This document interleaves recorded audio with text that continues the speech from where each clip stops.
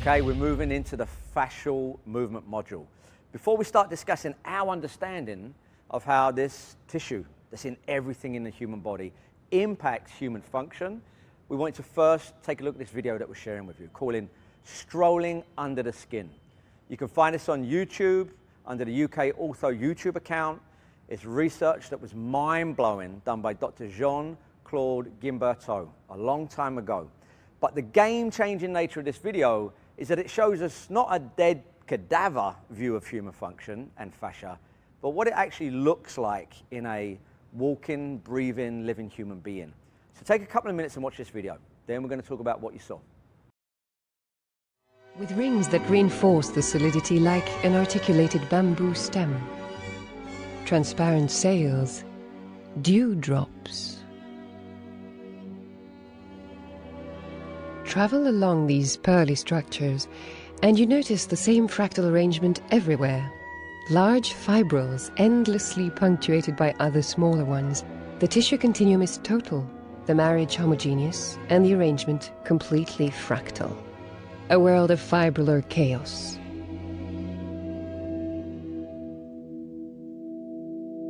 The human body would seem to be one and the same tissue that has differentiated over time, but whose basic organization is stereotyped.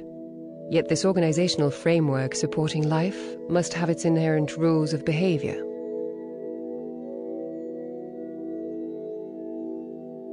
How are these structures organized? How do they resorb and move? Okay, if you're anything like me, first of all, it was absolute confusion.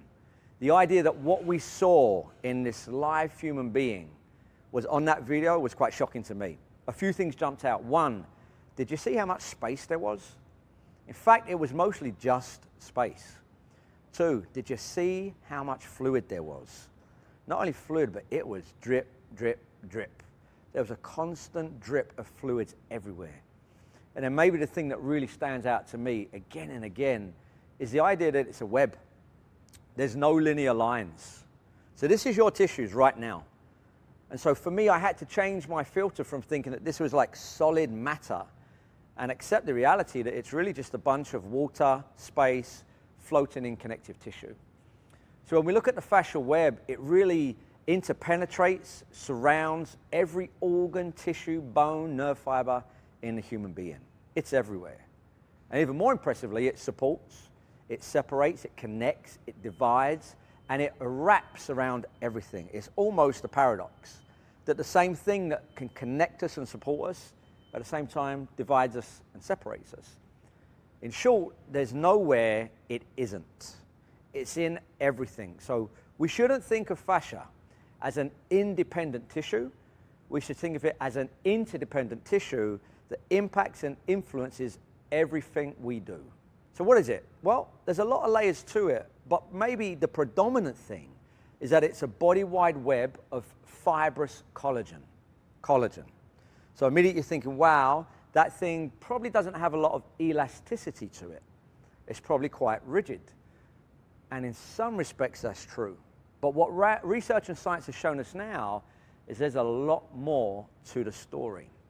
First of all, it's a thixotropic tissue, meaning the fluids within that tissue can vary between a gel-like substance and a real fluid-like substance. It can be very non-viscous and easy to flow, or it can be very viscid, almost solid-like.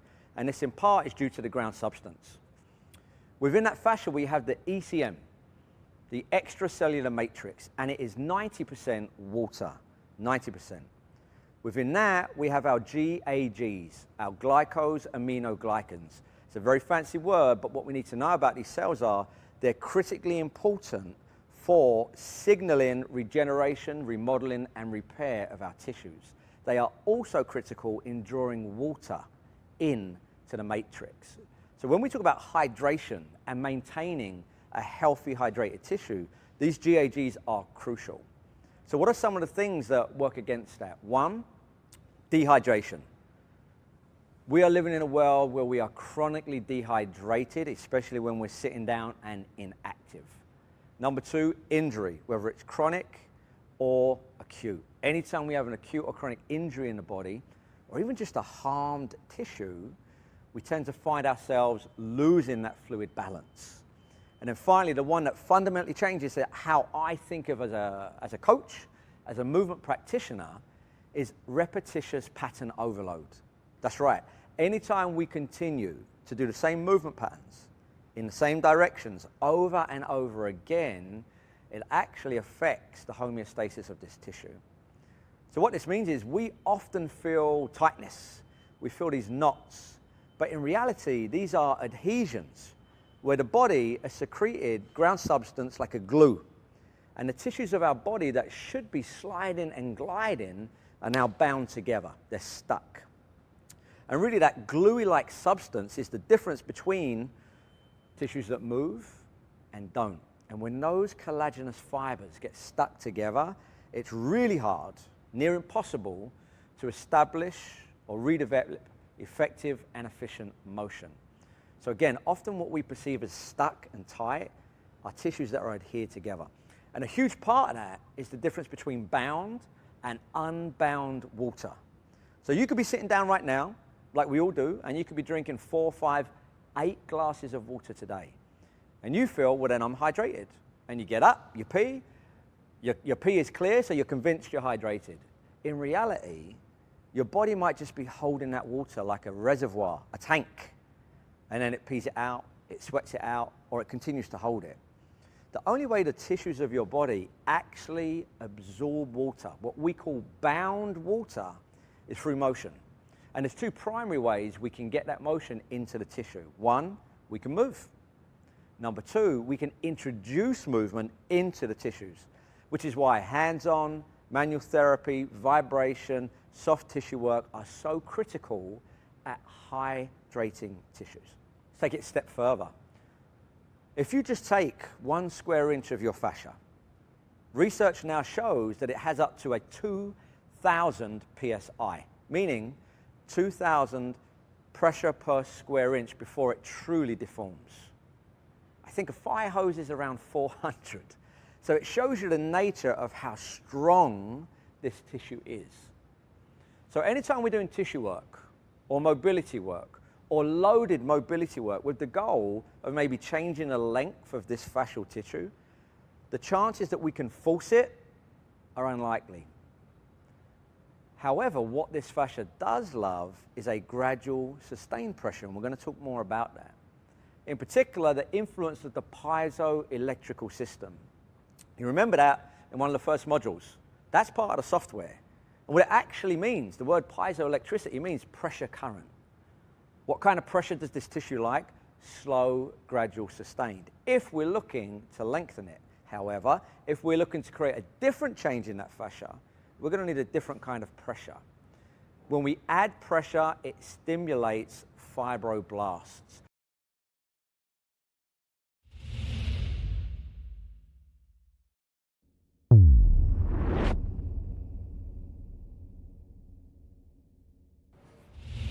Okay, why are the fibroblasts so important? Well, they perform many critical functions in the body, but one of them, as it pertains to movement, is they are the cell that signals repair and remodeling of this tissue.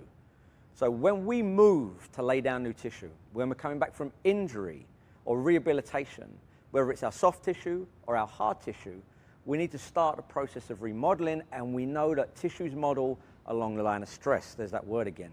So anytime we can stimulate fibroblasts through pressure and movement, 4 things are going to happen. 1, hydration. 2, stimulation of cell growth. 3, growth of that entire tissue network. And 4, healing. So if we want people to feel better, move better, perform better, when it comes to fascia, here's the punchline. Motion is lotion.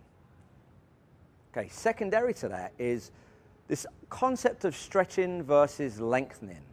Now, considering that fascia is primarily a web of collagenous fibers, stretching may not be our best option.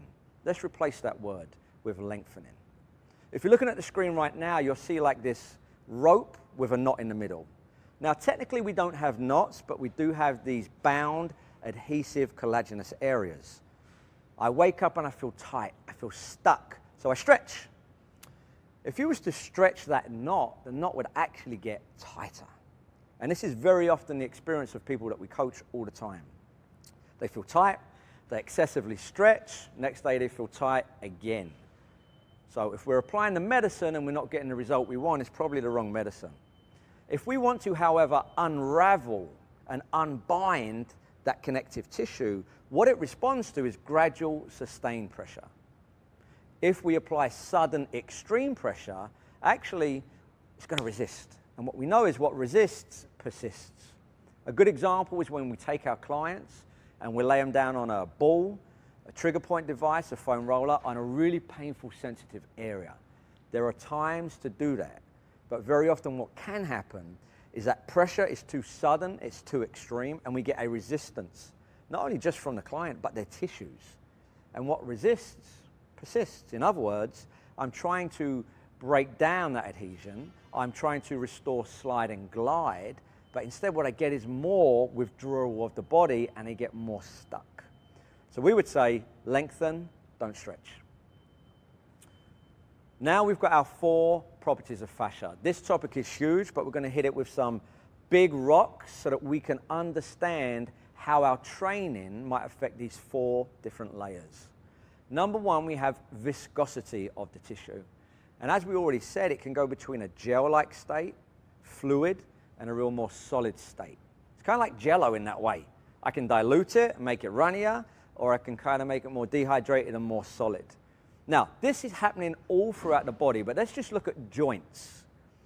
Let's imagine that you are doing a long jump, a broad jump, and you're running, you take off, and you're going to hit that ground with some serious speed and some serious impact.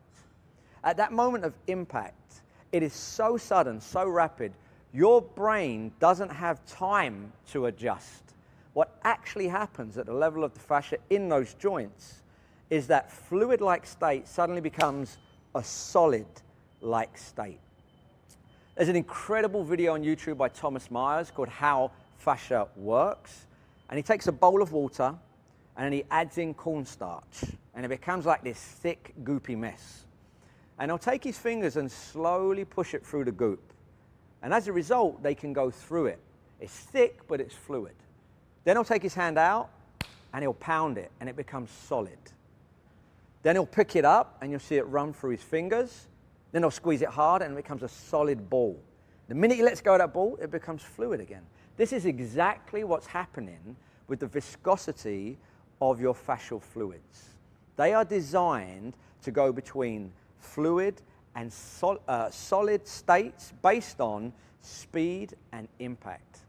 If I was to throw a ball at you right now as hard as I could, a baseball, at that point of impact, all the fluids in those joints become solid-like. If they didn't, bad things would happen to your fingers.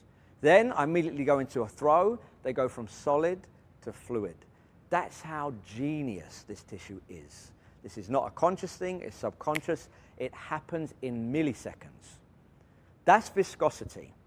Next, we have elasticity. So now imagine that rubber band. If I take that rubber band and I pull it, it stores energy. Now your fascia stores energy somewhere between 0.8 and 1.2 seconds. What does that mean?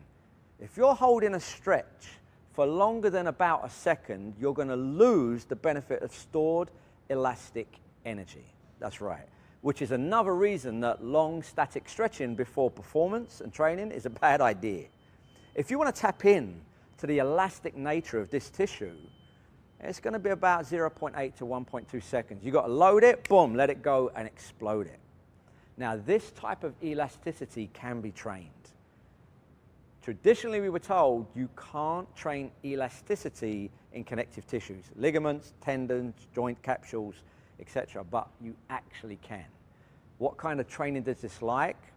Plyometrics, med ball, athletic speed work. A great one for this is 4-foot running. Because when you run on your 4-foot, you're like a springboard. It's rapid and you have to go between loading and exploding. So the punchline for elasticity is it's time sensitive. Next we've got plasticity. Plasticity in my mind is a combination between viscosity and elasticity. This is that concept of lengthen, don't stretch. It's also the concept that we want to create plastic change in the tissue. This is creating deformation. So for example, let's say due to chronic poor posture, or due to injury, or due to repetitious movement, we got tissues that aren't at optimal length. So we want to change the resting length of that tissue. That's going to take time. And to do that, we've got to change the plastic nature of it. So I'm going to show you what that looks like. Okay. I'm going to take this plastic bag. If I was to pull this quickly, it would rip because it's not elastic. But because it's plastic, if I take my two thumbs and I just apply pressure into that bag, and now I slowly and gradually start to pull my thumbs away from each other. I might do this for a minute, I might do this for 2 minutes. But what's going to happen is when I release that sustained gradual pressure, that bag no longer has the same shape it did. Did it stretch? No. Did it lengthen? Yes. It's now got a new plastic resting length. This is what your plastic component of your fascia does. If you want to change your plastic length, it takes sustained gradual pressure, time. Typically, when we deform that tissue, it can take 48 to 72 hours to repair. So what does that mean? If I do some aggressive loading, heavy loading at end ranges of motion, if I do a really prolonged static strength session, a deep yoga session, it means that it could be 48 to 72 hours before that tissue is ready to be loaded like that again. Bear that in mind. How often do we actually give that tissue that time to recover? So this again is where that deep, long stretch is powerful. Self-myofascial release, powerful. Manual therapy is powerful. The fourth layer is remodeling.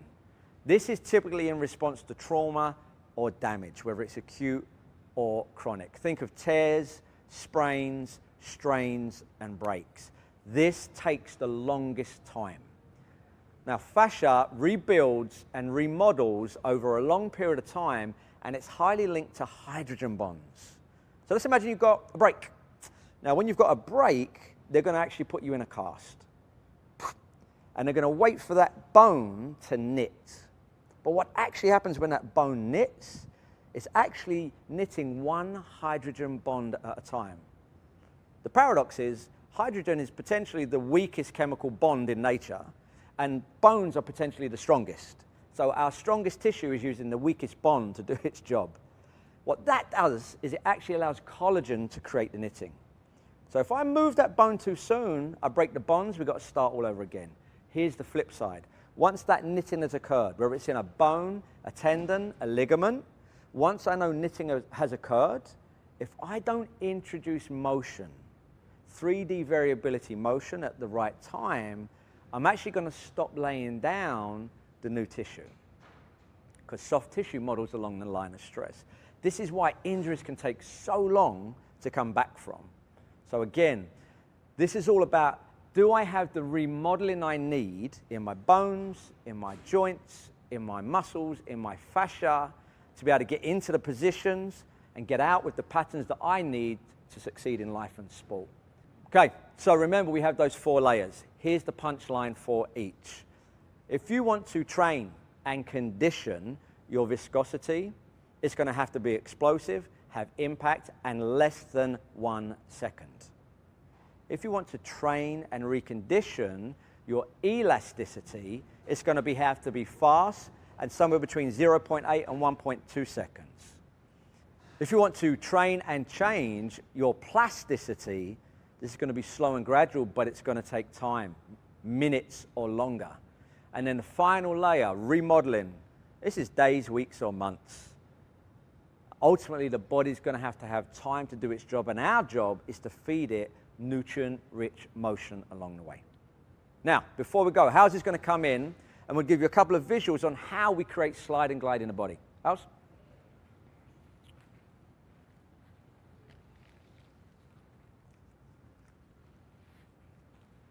No, cross hands. Okay. So we're talking about slide and glide a lot. So how's if you take that one out wide?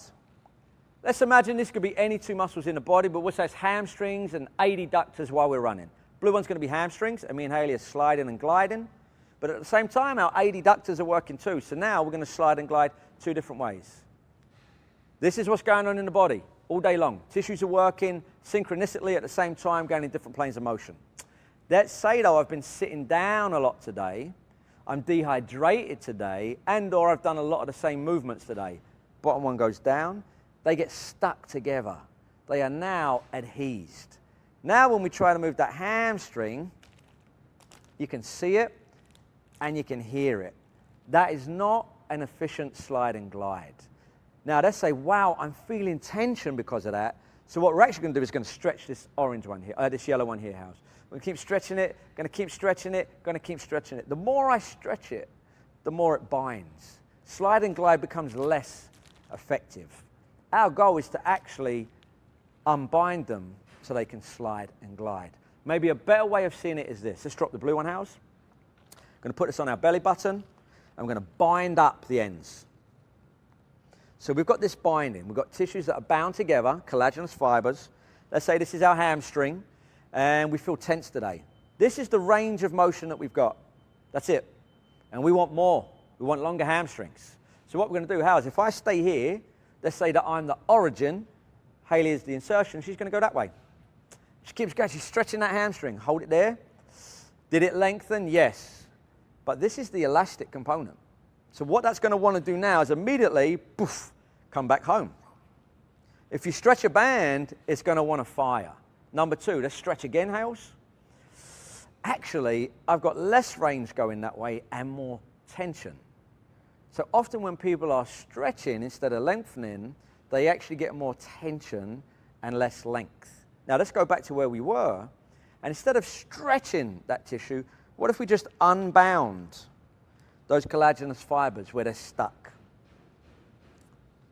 And now I've got exponentially more length and I didn't stretch anything. So these are just two visuals to give you an idea that when we talk about slide and glide, tissues that are adhesed together, when we talk about unraveling and unbinding, this is literally what it's like in the body.